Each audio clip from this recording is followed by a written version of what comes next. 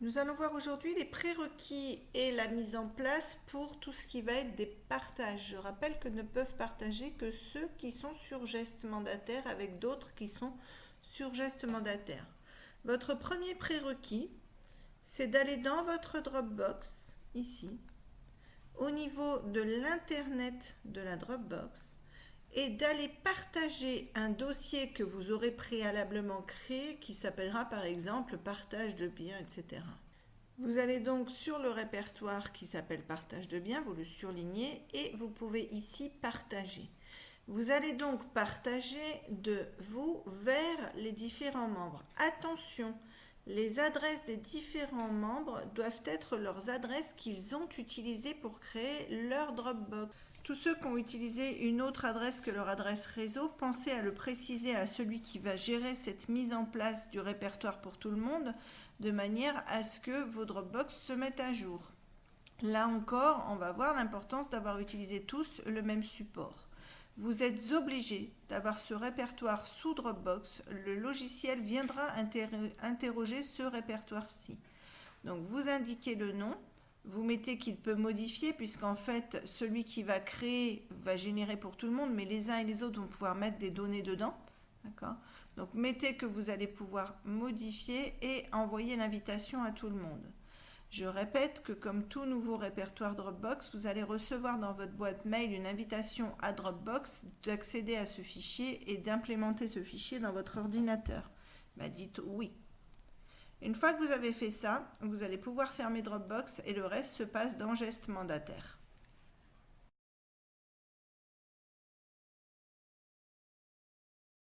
Une fois dans geste mandataire, il va d'abord falloir que vous définissiez quels sont vos partages, Il va falloir que vous définissiez quel est votre répertoire de partage, ça c'est ce que vous allez mettre à disposition, à quel endroit aussi le logiciel va devoir aller lire ce que les autres vous partagent, mais vous allez pouvoir aussi, on va y aller tout de suite, aller dire quels codes postaux vous voulez.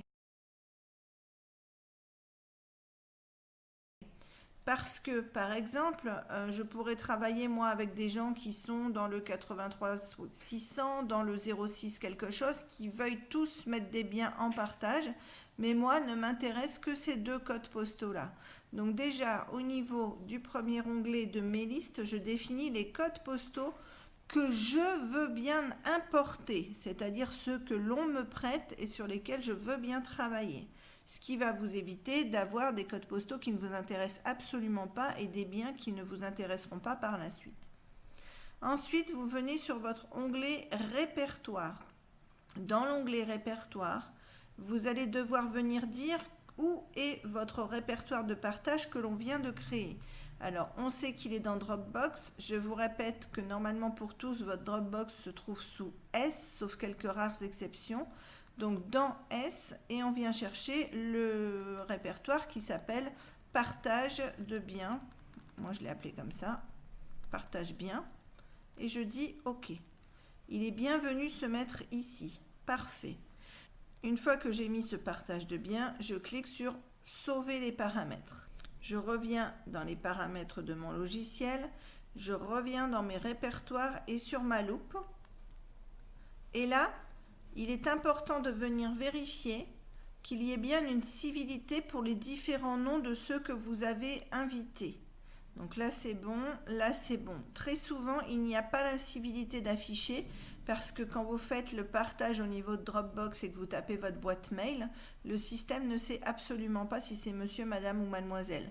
Là-dessus, vous pouvez travailler et dans ce cas vous pouvez définir que vous partagez un certain nombre de biens. Moi, je crois que je me suis amusée avec le mien. Voilà. Je vous rappelle qu'à cet endroit-là, j'ai précisé que je voulais bien partager une partie du CRM qui concerne ce client-ci. Je suis allée aussi, donc j'ai cliqué sur partage qui est ici.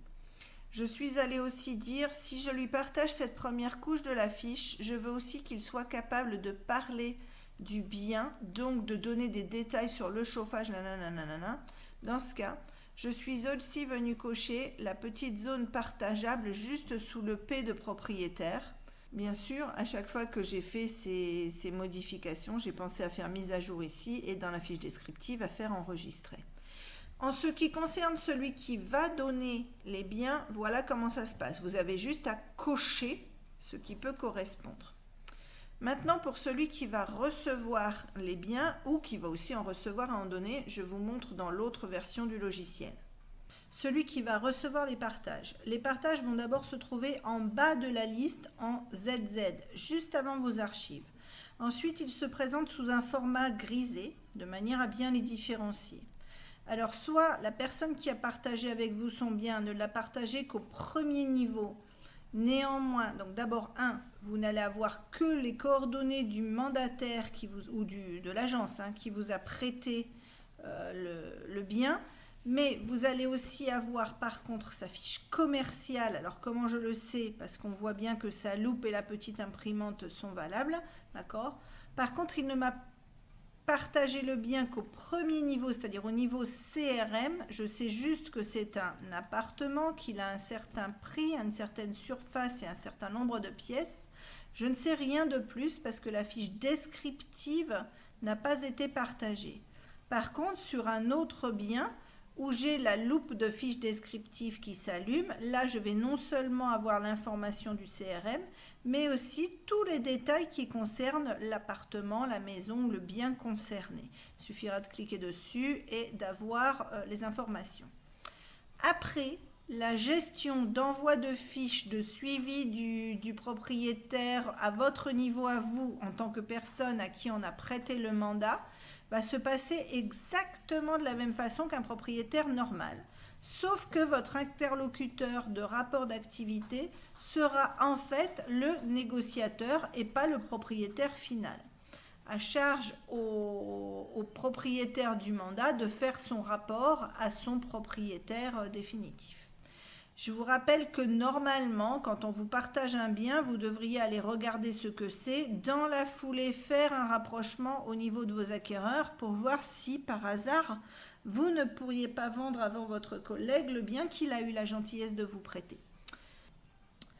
Voilà, vous n'avez plus qu'à vous amuser, mettre en place vos dossiers de partage de répertoire et vous lancer dans les partages et vous éclater. À bientôt!